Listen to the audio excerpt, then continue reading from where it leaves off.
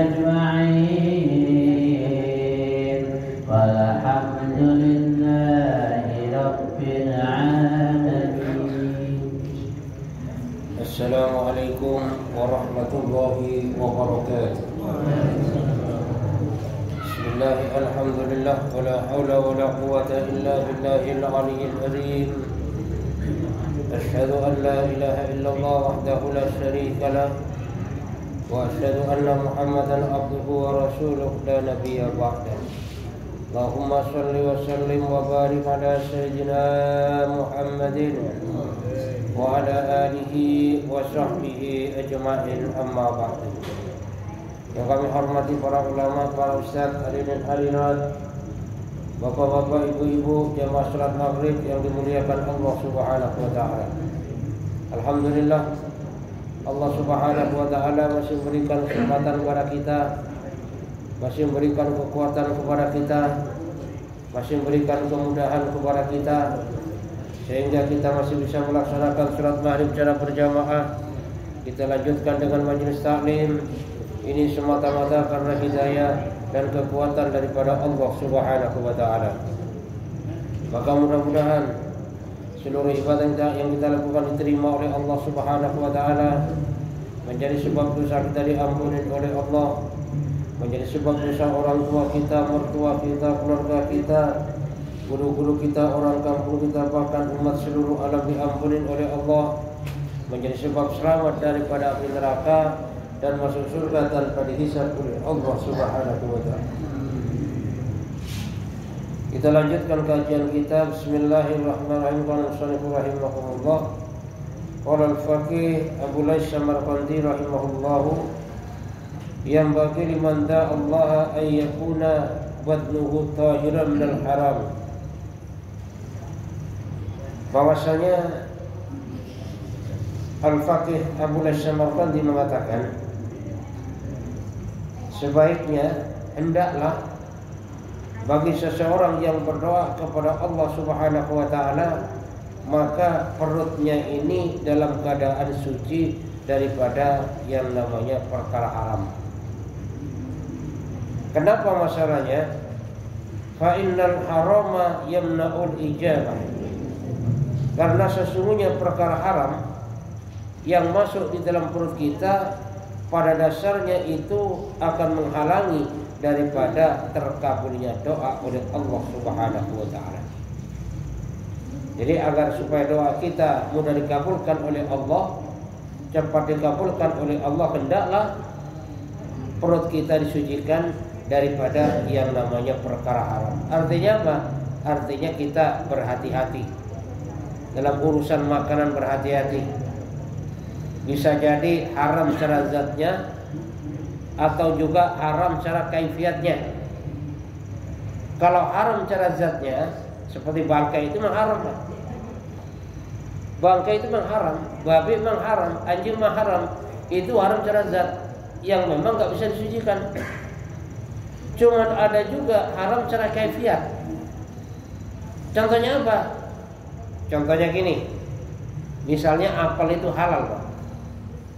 Cuman kalau cara mendapatkannya dengan cara haram, yang halal ini bisa jadi haram. Itu secara kaifiatnya atau cara mendapatkannya sesuatu tadi. Maka hendaklah kita belajar menjaga daripada sesuatu yang haram, jangan sampai masuk ke perut kita.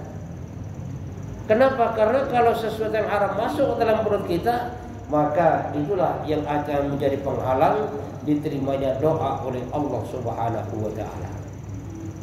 Padahal yang namanya doa ini pada dasarnya keperluan kita.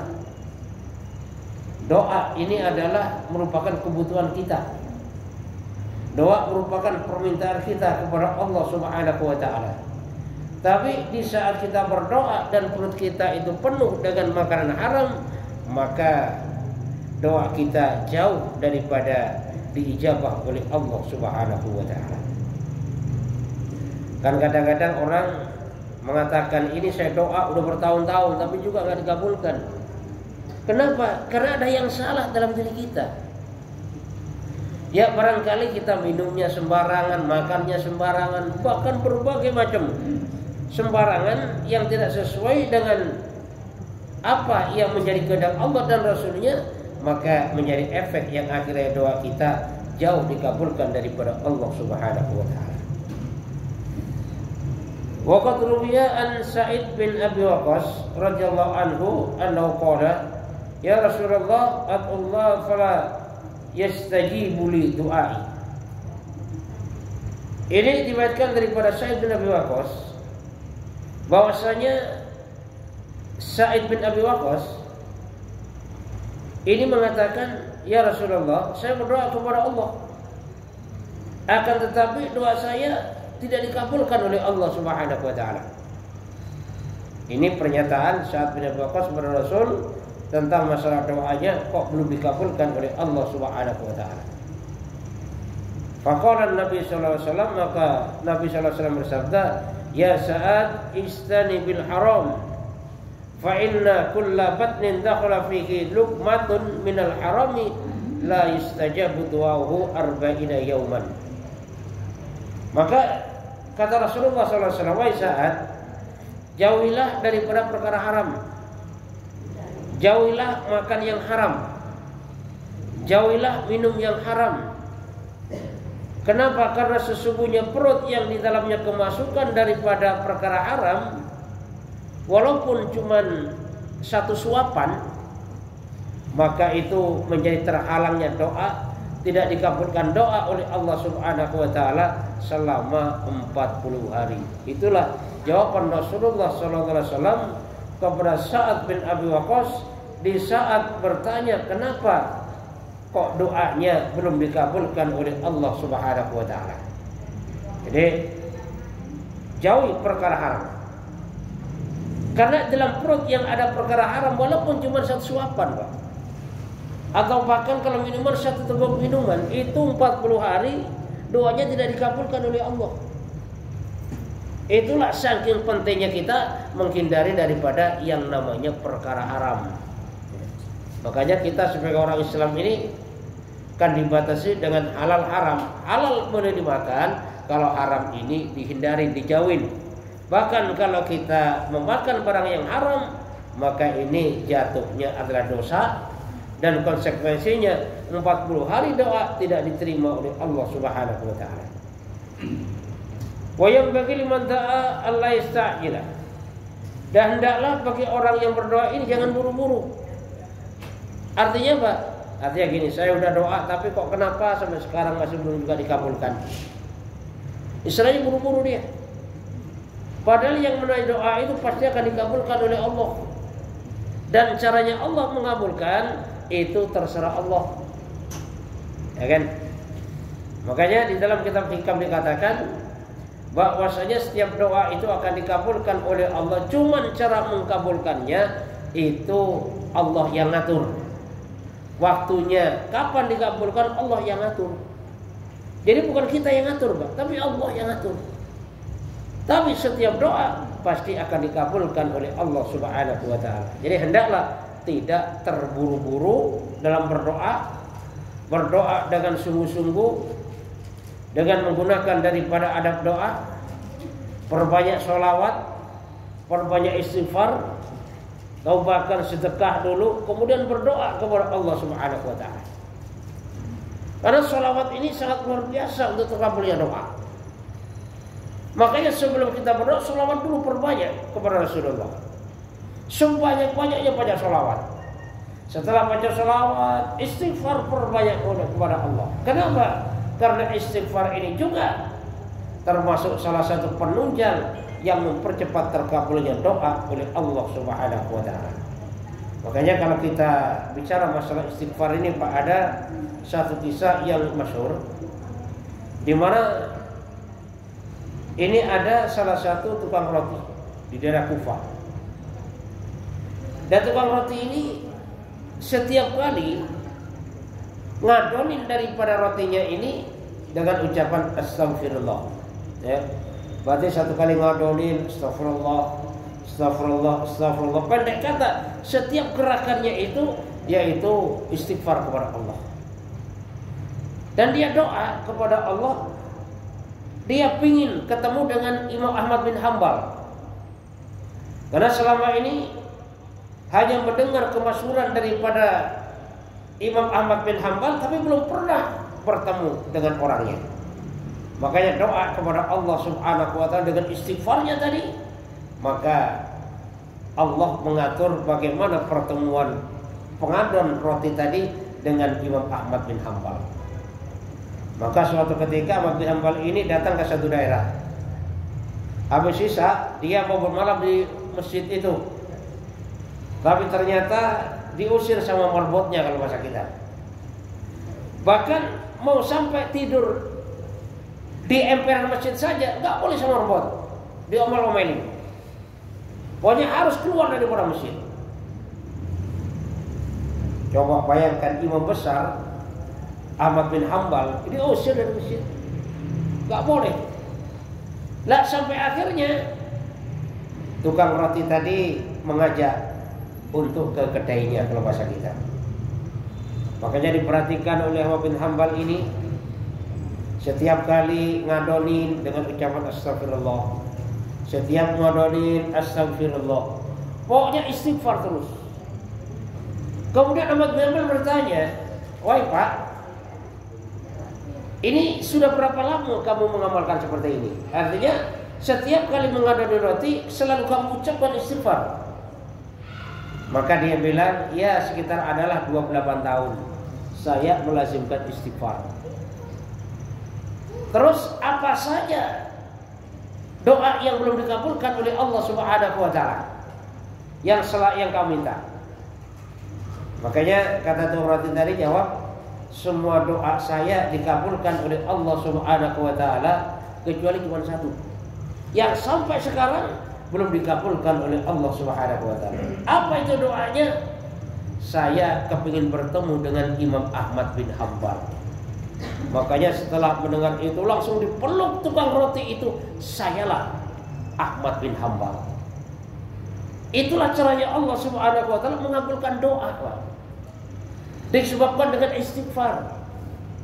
Makanya kita perbanyak istighfar dulu kepada Allah Subhanahu wa ta'ala sebelum melaksanakan doa. Karena apa? Karena dengan kita perbanyak istighfar kepada Allah Subhanahu wa ta'ala, maka doa kita akan mudah dikabulkan oleh Allah Subhanahu wa ta'ala. Jadi perbanyak sholawat, perbanyak istighfar, dan juga perbanyak sedekah.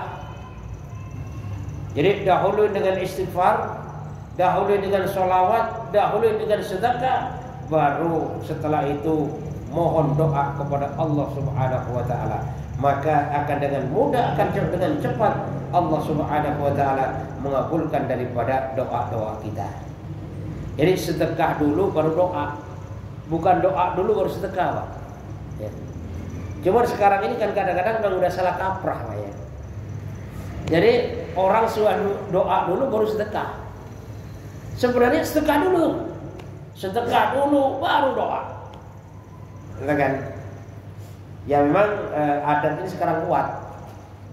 Jadi orang dikumpulin dulu untuk baca yasin, doa, baru dikasih sedekah berkat. Sebenarnya Pak yang bagus itu ya, jadi sebelum doa itu dibagikan aja dulu, dimakan silakan. Lah setelah dibagikan baru doa bareng-bareng. Itulah doa yang mudah dikabulkan oleh Allah Subhanahu wa ta'ala. Li'anna da'iya idza da'a Rabb tabaraka wa ta'ala ajabahu Rabb azza wa jalla. Kenapa? Karena sesungguhnya orang berdoa kepada Allah Subhanahu wa ta'ala, pasti Rabb tabaraka wa ta'ala, Allah Subhanahu wa ta'ala akan mengabulkan daripada setiap doa yang diminta oleh hambanya. Makanya di sini cara Allah Subhanahu wa ta'ala itu mengabulkan doa, bisa jadi doa itu dikabulkan langsung oleh Allah segera. Boleh jadi doa itu dikabulkan oleh Allah untuk menebus dosa-dosanya. Bisa juga doa itu dikabulkan oleh Allah Subhanahu wa ta'ala dengan cara yang seharusnya celaka pada hari itu jadi enggak celaka. Atau bahkan boleh jadi doa dikabulkan oleh Allah Subhanahu wa ta'ala besok kelak di akhiratnya Allah Subhanahu wa ta'ala. Pendek kata, yang namanya doa pasti dikabulkan oleh Allah Subhanahu wa ta'ala Tapi yang penting kita tidak terburu-buru atau bahkan memvonis, oh doa saya tidak diterima oleh Allah Subhanahu wa taala. Wa dzikra fil khabar anna Musa alaihissalam da'a ala fir'auna wa qaumihi bil halaki wa amina Harun alaihissalam fauha Allah taala tabaraka wa taala ilaihima qad ujibat da'watukuma fastaqima. Diceritakan bahwasanya Nabi Musa alaihissalam ini berdoa untuk kehancuran Fir'aun dan bala tentaranya serta hartanya. Jadi Nabi Musa pernah suatu ketika doa kepada Allah agar supaya Fir'aun ini dihancurkan beserta kerajaannya, beserta hartanya karena kesombongan dan kezaliman Fir'aun. Dan kemudian yang mengaminkan siapa? Yang mengaminkan Nabi Harun. Jadi yang doa Nabi Musa, yang mengaminkan Nabi Harun. Coba bayangkan. Qala Ibnu Abbas radhiyallahu anhu kana baina du'ai wa baina ijabati arba'una sanah. Ibnu Abbas meriwayatkan bahwasanya jarak antara doa Nabi Musa dengan dikabulkannya doanya oleh Allah Subhanahu wa taala yaitu 40 tahun. Coba bayangkan. Jadi Nabi Musa yang doa, Nabi Harun yang amin. Cuman dikabulkannya itu 40 tahun baru dikabulkan, Pak. Padahal itu Nabi Musa yang berdoa. 40 tahun jaraknya baru dikabulkan oleh Allah Subhanahu wa taala. Ini merupakan satu pelajaran bagi kita bahwasanya di dalam kita berdoa kepada Allah sudah pasti dikabulkan oleh Allah. Cuman yang mengatur kapan doa kita dikabulkan oleh Allah itu yang mengatur Allah Subhanahu wa taala dan bukan kita yang mengatur. Kenapa? Karena Allah Maha tahu kira-kira apa yang sangat kita perlukan. Allah lebih tahu daripada kita. Nah, makanya dikabulkannya doa oleh Allah Subhanahu wa taala itu terserah Allah yang mengatur dan bukan kita yang mengatur kapan doa dikabulkan oleh Allah Subhanahu wa taala. Tapi intinya di saat kita berdoa tapi belum dikabulkan oleh Allah Subhanahu wa taala, maka selama itu pula kebaikan-kebaikan diberikan oleh Allah Subhanahu wa taala kepada kita. Kenapa? Karena doa ini merupakan satu ibadah. Maka kita perbanyak doa kepada Allah Subhanahu wa taala, baik doa yang berhubungan dengan keperluan dunia maupun keperluan akhirat. Kita perbanyak doa kepada Allah. Karena doa itu bentuk daripada ibadah kita kepada Allah. Bentuk penghambaan kita kepada Allah Subhanahu wa taala. Sehingga kalau orang tidak mau berdoa, enggan berdoa, malas berdoa, maka orang yang semacam ini seakan-akan dia itu tidak perlu kepada Allah Subhanahu wa taala. Kalau sudah tidak perlu kepada Allah Subhanahu wa taala, maka akan bisa orang yang semacam itu disebut sebagai orang yang sombong kepada Allah Subhanahu wa taala. Padahal sombong ini termasuk satu perbuatan yang sangat dibenci oleh Allah. Ini sombong. Jadi sombong ini satu perbuatan yang sangat dibenci oleh Allah. Lalu siapa yang pertama kali sombong? Yang pertama kali ngajarin sombong itu, Pak, itu iblis. Itu yang pertama ngajarin sombong. Dulu namanya kan Azazil. Ini raja jin. Dia bukan malaikat, cuman kelasnya ini, kelas ibadahnya ini sudah sekelas malaikat. Ini Azazil. Cuman karena ada satu perintah Allah Subhanahu wa taala yang dianggapnya itu termasuk penghinaan bagi dirinya, yaitu suruh sujud kepada Nabi Adam. Padahal sujudnya itu bukan sujud ibadah, tapi tahiyatan, sujud menghormati Nabi Adam. Dia merasa dihinakan, merasa gengsi, maka aba wastakbara wa kana minal kafirin. Iblis ini menentang kepada Allah, tidak mau melaksanakan kepada Allah, dan termasuk iblis ini golongan daripada orang sombong, dan iblis ini kafir kepada Allah Subhanahu wa taala. Artinya apa? Artinya orang sombong itu, Pak, di sini adalah orang yang menolak perintah. Itu sombong. Jadi orang menolak perintah itu sombong. Iblis ini disebut sombong karena dia menolak perintah. Satu perintah ditolak, maka dia menjadi dilaknat oleh Allah Subhanahu wa taala. Sampai sekarang, bahkan sampai hari kiamat, iblis ini maka tempatnya di dalam neraka. Satu contoh gini, Pak. Misalnya ada karyawan, disuruh bosnya nolak, berarti karyawan ini karyawan sombong. Ya kan? Bosnya udah nyuruh, tapi dia tolak, sombong juga. Jadi orang sombong ini adalah orang yang menolak perintah. Ini orang sombong. Nah, makanya agar supaya kita tidak termasuk golongan daripada orang-orang sombong, maka kita belajar agar supaya selalu menunaikan perintah daripada Allah Subhanahu wa taala. Wa qala ba'dul hukama mengatakan arba'atun la sa'adata fihim ahaduhum allati yabkhilu bis salati wassalam ala nabi sallallahu alaihi wasallam. Jadi ba'dul hukama mengatakan bahwasanya ada 4 orang yang dimana 4 orang ini jauh daripada kebahagiaan. Dia tidak akan bahagia orangnya, bahkan jauh daripada yang namanya kebahagiaan. Bahkan orang ini termasuk siapa saja, yaitu orang yang bakhil bersolawat kepada Nabi. Artinya apa? Artinya apabila disebut nama Nabi Muhammad SAW, dia tidak bersolawat kepada Nabi, ini termasuk orang bakhil. Dan orang bakhil kepada solawat, jangan harap hidupnya akan bahagia. Artinya apa? Agar supaya kita banyak hidupnya bahagia, maka perbanyak sholawat kepada Rasulullah Sallallahu Alaihi Wasallam. Bahkan kalau di mana disebut nama Nabi, kita bersholawat. Karena kalau kita tidak bersholawat di saat disebut nama Nabi, maka kita termasuk golongan daripada orang-orang yang bakhil. Yang namanya orang bakhil itu, orang medit itu, Pak, itu banyak orang gak suka tuh. Orang bakhil. Coba dah. Ada orang kaya, cuman pelit banget, dijauhin sama orang, Pak. Ada orang miskin, cuman dermawan, orang udah datang, Pak, seneng. Temannya banyak. Jadi orang bakhil itu jadi nggak punya teman.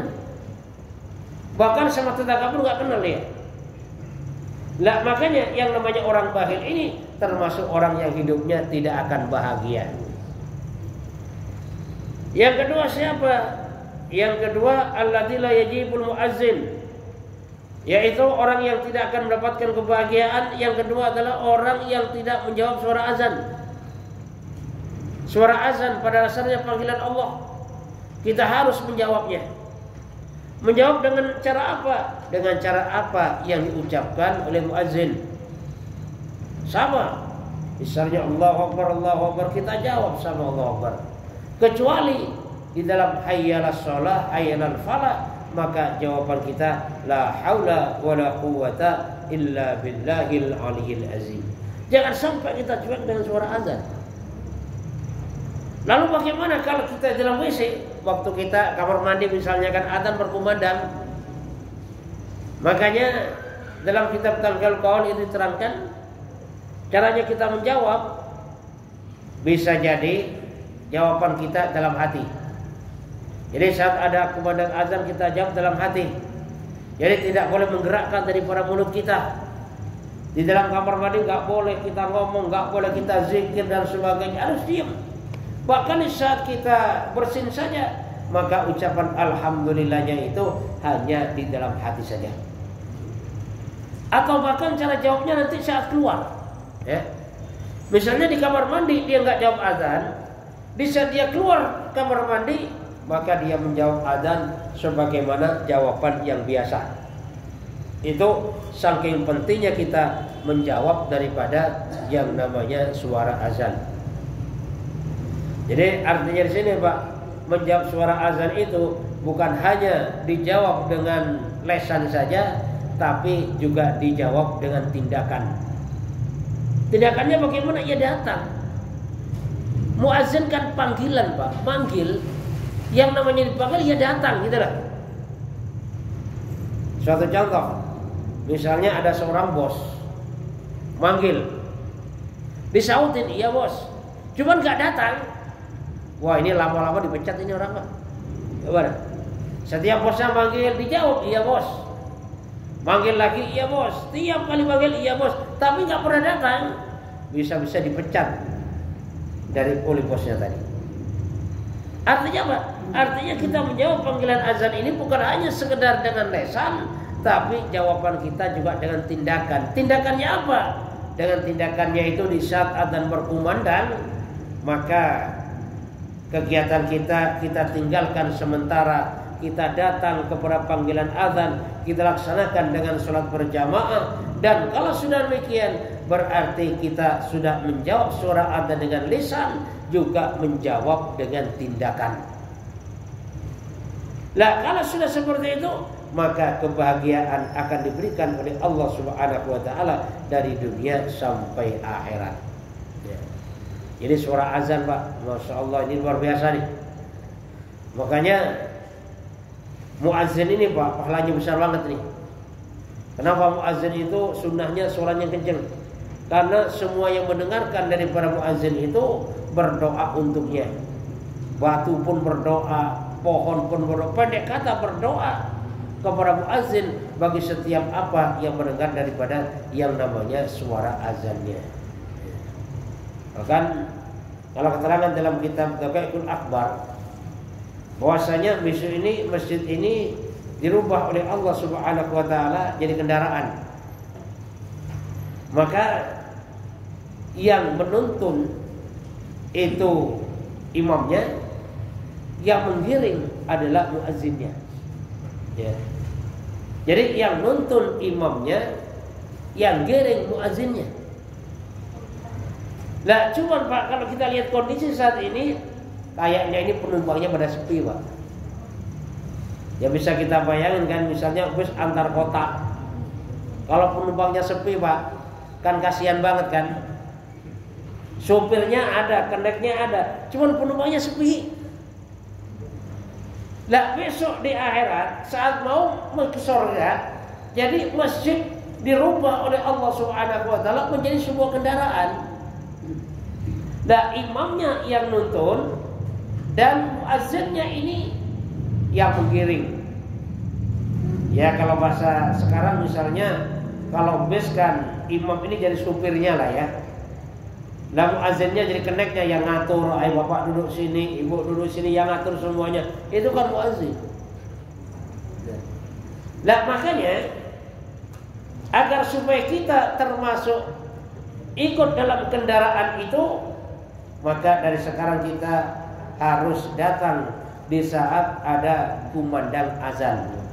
Jadi bagaimanapun sibuknya kita Pak, udah datang di saat azan berkumandang. Kenapa? Karena di saat kita nggak mau datang ke masjid, takut-takut kita nanti tidak masuk dalam penumpang kendaraan tersebut. Kan repot urusannya Pak. Kalau sampai kita nggak masuk dalam kendaraan tersebut. Kenapa? Karena nggak tercatat. Di dalam tiketnya juga ada yang namanya. Misalnya si A, nggak ada namanya. Kenapa? Karena dulu cuma lewat doang gitu kan. Kan repot juga urusannya kalau seperti itu. Nah makanya untuk sholat berjamaah itu harus dijaga benar-benar. Makanya sering saya sampaikan pentingnya sholat berjamaah. Harus dijaga benar-benar Pak. Kalau pentingnya motor udah nggak usah diingetin orang Pak. Pentingnya mobil nggak usah diingetin. Pentingnya jalan-jalan nggak usah diingetin. Pentingnya dagang nggak usah diingetin. Tapi kalau pentingnya berjamaah, inilah yang harus selalu diingatkan. Makanya kalau kita kembali kepada keterangan yang ada di dalam kitab Ihya Ulumuddin, bahwasanya besok pada hari kiamat itu ada satu kaum yang ditanya oleh malaikat, wahai kaum, ini saya lihat cahayamu seperti bintang, apa amalanmu? Kata kaum tadi, dulu saat saya dengar azan, maka semua kegiatan saya tinggalkan, saya wudhu langsung berangkat ke masjid. Maka cahayanya seperti bintang. Terus ada kaum lagi, saya lihat cahayamu seperti rembulan, apa amalanmu di dunia? Jawabnya bahwasanya saat saya di dunia, di saat saya sudah habis wudu, udah berangkat ke masjid, baru di perjalanan saya mendengar daripada suara adzan. Artinya kalau dia mendengarkan suara adzan, dia sudah habis wudu, sudah berangkat ke masjid, cahayanya cahaya rembulan. Ada kaum lagi yang cahayanya seperti matahari. Maka malaikat nanya, "Wahai kaum, cahayamu apa ini kok terang banget seperti matahari?" Dulu sebelum adzan berkumandang, saya sudah di masjid. Dari situ Pak, tidak ada keterangan cahaya yang keempat. Jadi cahaya yang pertama yang seperti bintang itu terdengar suara adzan, udah tinggalkan semua kegiatannya, ambil air wudu, berangkat ke masjid. Ini bintang. Cahaya yang kedua rembulan, udah siap-siap, udah selesai wudu, berangkat ke masjid, di tengah jalan terdengar suara adzan. Itu rembulan cahayanya. Yang terang banget cahaya matahari sebelum adzan berkumandang itu sudah di masjid. Jadi walaupun orang awam Pak, orang bodoh sekalipun, ya, baca Fatihahnya saja bukan alamin tapi ngalamin. Tapi kalau sebelum adzan berkumandang Pak sudah ada di masjid, harapan besar cahayanya ini seperti cahaya matahari. Dan di situ tidak ada cahaya yang keempat. Artinya apa? Jangan-jangan kalau orang yang sholat di rumah besok tidak mendapatkan cahaya. Ini Pak yang kita pikirkan. Nah makanya hendaklah kita minimal kita terdengar suara adzan, kita tinggalkan semua kegiatan kita, kita langsung bergegas menuju masjidnya Allah Subhanahu wa taala. Jadi yang ketiga, marista'ana bi'insanu bi khairin fala yu'ainihi. Yang keempat, orang yang tidak mendapatkan kebahagiaan adalah orang yang ada kesempatan membantu kebaikan orang lain tapi dia tidak membantunya. Padahal Pak, orang yang bisa membantu orang lain itu di situ ada kebahagiaan tersendiri. Ya. Orang bisa membantu orang yang lagi susah, Allah berikan kebahagiaan tersendiri. Tapi di saat seseorang ini tidak membantu saudaranya, padahal dia bisa membantu saudaranya lagi kesusahan, saudaranya lagi kelimpungan bahasanya, sangat memerlukan, ternyata nggak dibantu, maka orang yang semacam ini kebahagiaan tidak akan diberikan oleh Allah Subhanahu wa taala. Dan yang keempat adalah alladzi yajisu ayat wa nafsihi wal mu'mina dubura salatihi. Yang keempat, orang-orang yang tidak akan mendapatkan kebahagiaan adalah orang yang malas berdoa setelah sholat, baik doa untuk dirinya atau doa untuk orang-orang yang beriman setelah melaksanakan sholat fardu. Ini orang-orang yang jauh daripada kebahagiaan. Artinya apa? Setelah sholat udah nggak ada doa, dia langsung kabur. Jadi orang yang lemah dalam doa, baik doa untuk dirinya atau bahkan doa untuk orang lain, untuk saudara muslim, ini orang yang jauh daripada kebahagiaan. Makanya diusahakan Pak, setelah doa, setelah sholat, kita doalah walaupun sendirian. Kita doa untuk diri kita, untuk saudara kita, bahkan kita usahakan doa ini untuk seluruh alam. Sehingga kalau kita sudah melaksanakan doa yang semacam itu, maka bagaimanapun kondisinya, kebahagiaan akan diberikan oleh Allah Subhanahu wa taala. Mudah-mudahan Allah Subhanahu wa taala berikan kekuatan kepada kita untuk istiqomah di dalam berdoa.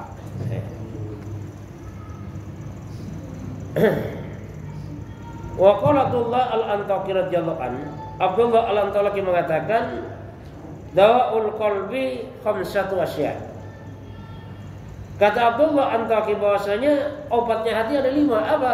Yang pertama, majalisatus sholihin, yaitu duduk majelis orang-orang soleh, berkumpul dengan orang-orang soleh, banyak datang majelis taklim, itu obat hati. Makanya biasanya hati galau, udah datang aja taklim dah, ya kan? Maka akan diberikan kebahagiaan oleh Allah. Ya. Yang kedua, qiraatul Qur'ani, yaitu baca Quran, wa ikhlaqul batni minal haram, dan menghindarkan perut daripada perkara haram, wa qiyamul lail, dan bangun malam, bikin amalan malam, wa tadarru inda syufi, dan tadarru kepada Allah Subhanahu wa taala di subuh, merendahkan diri kepada Allah Subhanahu wa taala. Itulah termasuk 5 daripada obat hati, yang dimana hati ini adalah pusat daripada segala yang ada dalam diri kita. Kalau hati kita bahagia, maka semuanya akan merasakan daripada yang namanya kebahagiaan. Makanya di saat hati galau, hati sumpah, hati sedih dan sebagainya, obatilah dengan 5 hal ini. Kenapa? Karena kalau obat lagi galau, Pak, dokter kagak bisa ngobatin, tidak? Datang dokter, kenapa Pak? Saya lagi sedih, gak bisa ngobatin Pak. Saya lagi galau, gak bisa ngobatin. Galau, sedih, obatnya yaitu kumpul dengan orang-orang soleh, baca Quran, menghindarkan perut dari perkara haram, bangun malam, dan merendahkan diri tawadhu kepada Allah Subhanahu wa taala. Insyaallah dengan demikian maka akan diobatin hatinya oleh Allah Subhanahu wa taala dari hati yang sedih menjadi hati yang bahagia. Subhanakallahumma bihamdika asyhadu an la ilaha illa anta astaghfiruka wa atubu ilaik. Wassalamualaikum warahmatullahi wabarakatuh.